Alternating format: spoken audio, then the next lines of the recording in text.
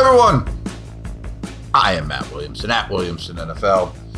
And as always, I love to pull back the curtain. I am recording this Tuesday evening, April 1st. Happy April Fool's Day to everyone. Happy draft month to everyone.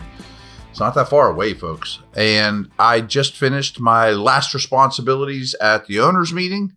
Going to go out and get a little Mexican and get on a plane very, very, very early tomorrow and be traveling all day. So I mentioned the other day, I will not record anything a day from now. So the next time you'll hear from me, I would imagine you're listening to this Wednesday, so you won't hear something Thursday. You'll hear something Friday because I'll record it Thursday.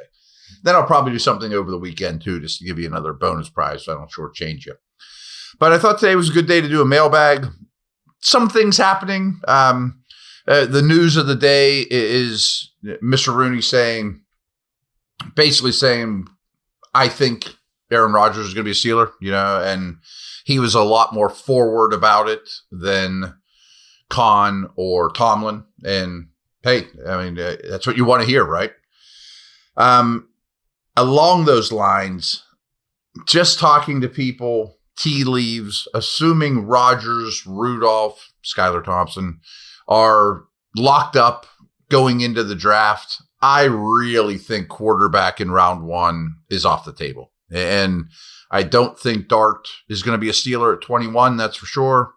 I would bet just about everything I own that their first pick will be a defensive lineman. I'm hoping I'm right.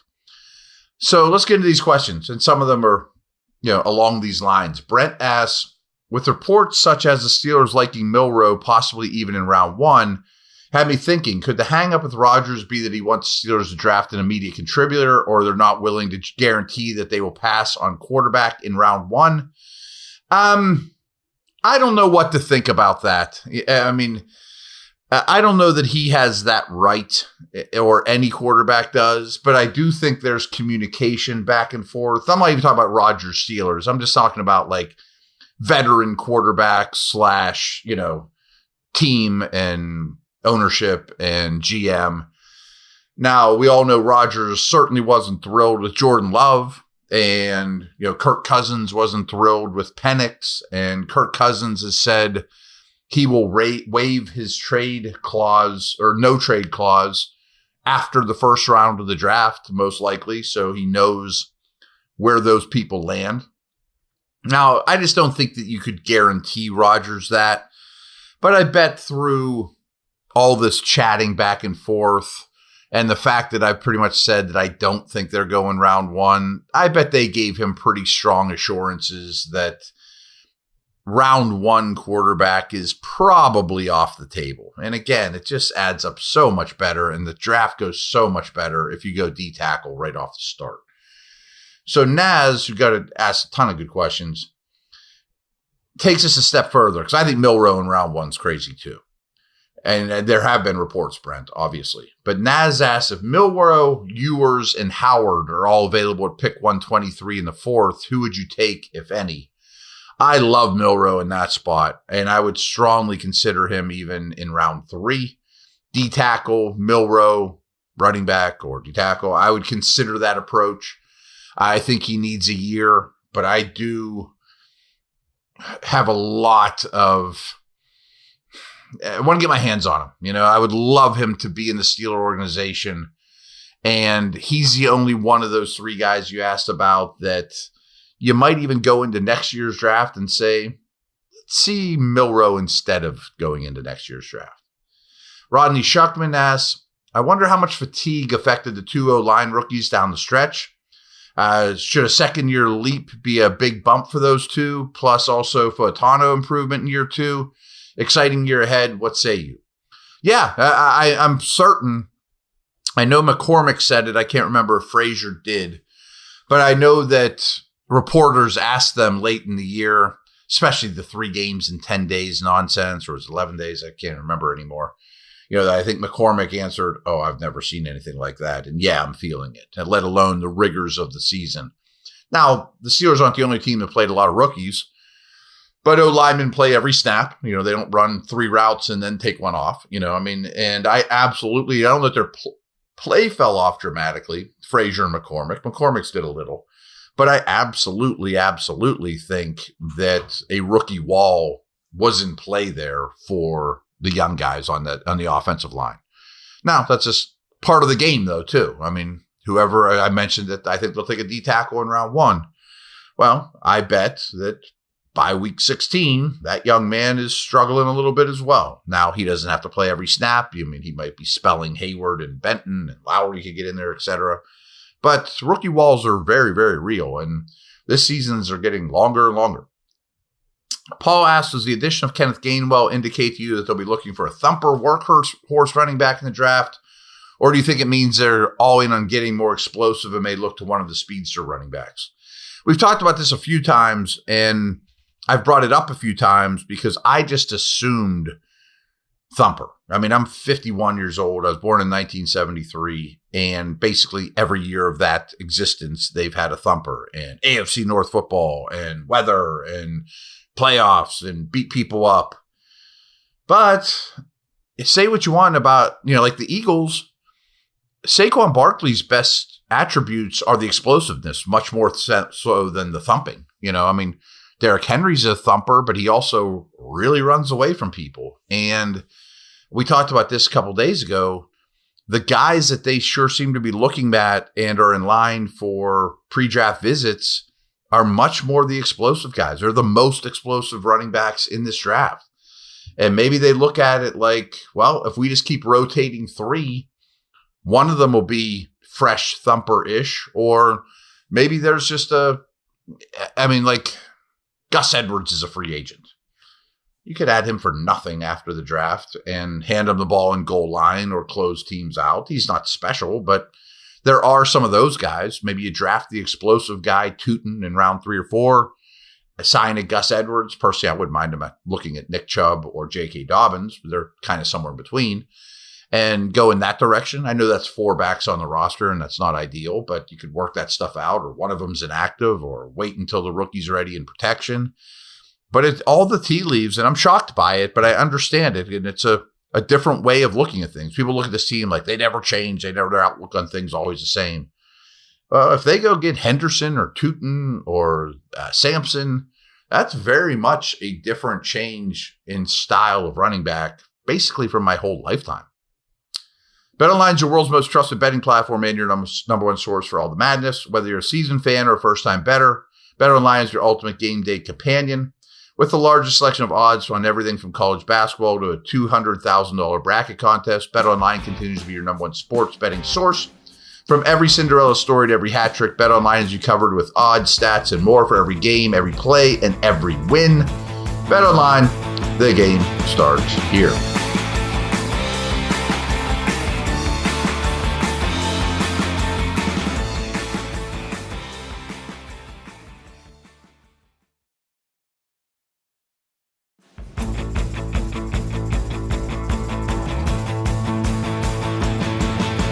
All right, good question here from Joseph Maskey. I know the draft is what gets the excitement, but do you think the development of players from last couple drafts will be more important to the team's success next season than this year's draft class? Certainly could be. That's why I picked this one, is I think that's not crazy for this draft class. Omar has now been in charge for 2 off seasons and has made 2 draft classes, with the help, obviously, of others. I could see this one kind of being his weakest draft, not including DK Metcalf. Draft a D tackle, sit out round 2. Now I think he'll move around and he'll make some more moves. Maybe you get a Milrow or a developmental player, a running back, and more line help, and how much of that would influence or greatly impact the 2025 season. The back would probably be a rotational player. The quarterback would be for another day. Might probably isn't even active on game day. The D tackle is a first-round pick, so of course he's going to be very much in the mix. But is he going to play over Benton and Hayward? I mean, he's probably your 3rd guy in terms of 4-man front stuff.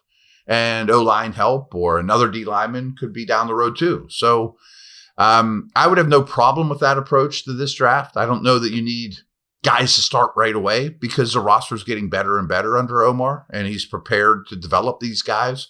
And you get so many guys back from last year's draft. And Tomlin even said this at the roundtable, the other day. Yeah, I expect a lot out of Roman Wilson. I expect a lot out of these rookies that didn't do anything as rookies. I don't count them as rookies. They've been in the building. They understand how the NFL works. Yeah, they haven't been out on the field, but they've been in meeting rooms. The guy next to them has been, had to deal with the Bengals and Browns, etc. So I think that's a good way of looking at it, Joseph. Now, Naz is going to bring us on home. What are the duties, roles of the college scouts on draft night? Do they have any input, or is it up to Kahn, Tomlin, Weidel at this point? Now, every team absolutely is different.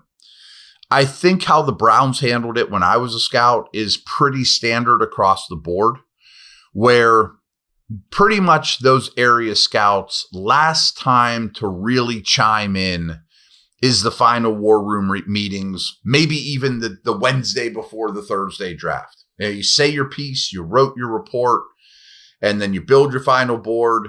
And then during the draft, start to finish, I think this is how the Steelers handle it. And again, I think this is almost how every team handles it, is the war room is not loaded with people, especially early rounds. It might be Mr. Rooney, Kahn, Tomlin. I assume Andy Weidel's in there, but I don't know. Every team's different. And you have your plan. The area scouts help build that plan. They're more soldiers than they are the Godfather. And they contributed to where everyone gets stacked on the board.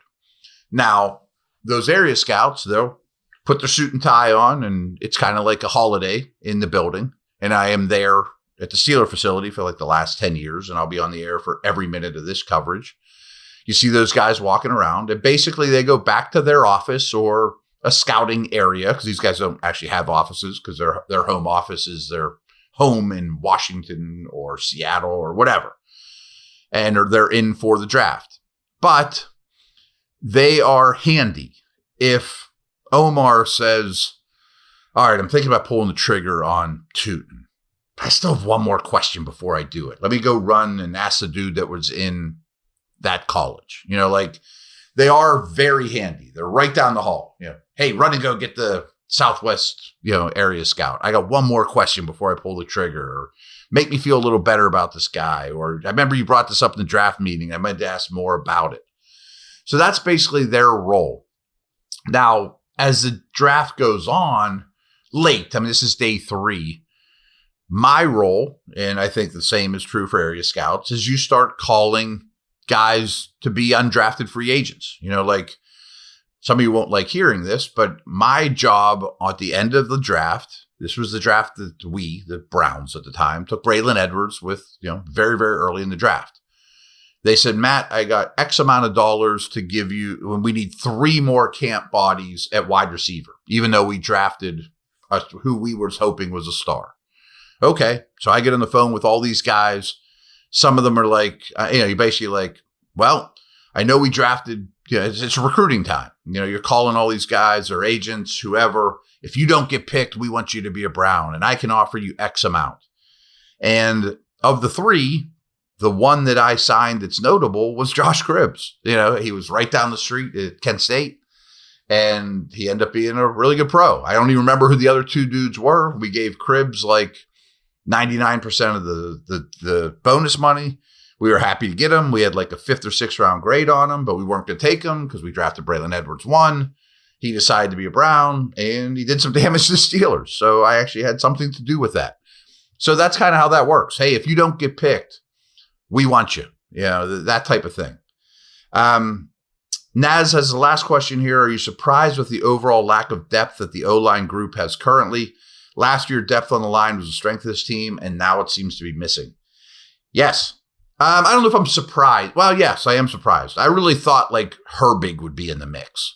A free agent I've mentioned that could come after the draft is Jedrick Wills, former 1st-round pick of the Browns. Somebody like that that's a tackle capable. Which, if you go back and listen to the podcast, was probably one of the most popular ones I ever did about a week ago about my plan to get this team back to the playoffs. people were shocked how much I was going to say keep drafting O-line. And a lot of it, without getting all deep into it, is just the economics of it. That I have noticed Omar, his 2 training camps, they've had 1 extra O-lineman. And I know he's not like great, but you trade Kendrick Green for a pick because they didn't have enough spots to make the team. I thought that was the case last year, but they had all those O-line injuries. They couldn't trade the extra O-lineman. So to me, and I don't know this is the way he looks, but I have a hunch that if I have 11 O-linemen who are NFL caliber players, that would pretty much make any roster. Now, the bar is low on those guys because O-lineman, the 11th, most teams keep 9-ish, So if I can go into camp with 11 NFL guys, I always say be greedy with offensive linemen because they're worth more than other positions. And right now, they're not really close to that. So I really think they need at least 2 more. One's a draft pick. I mean, again, I've told you I would take 4 linemen in this draft, 2 D linemen, 2 O linemen. And I know people are like, well, then how are you going to get your running back and your quarterback? I don't care. I want linemen. So I am a little shocked. I think that they might be more O-line aggressive. And I'm even talking like 5th, 6th round picks, with a guard type guy than you might have guessed when the draft is all said and done. If they trade down, they pick up an extra pick. It's like, oh, they drafted a tackle there. It didn't seem like they needed it, but it sure might work out. And is Ciamalo going to be a starter next year? I really have my doubts. So I don't love the depth right now. I really thought there'd be at least a Herbig in place and feel 1 spot better closer to that 11, like I like to say. And 12 would be wonderful. And there'll be more bodies than that in camp, of course.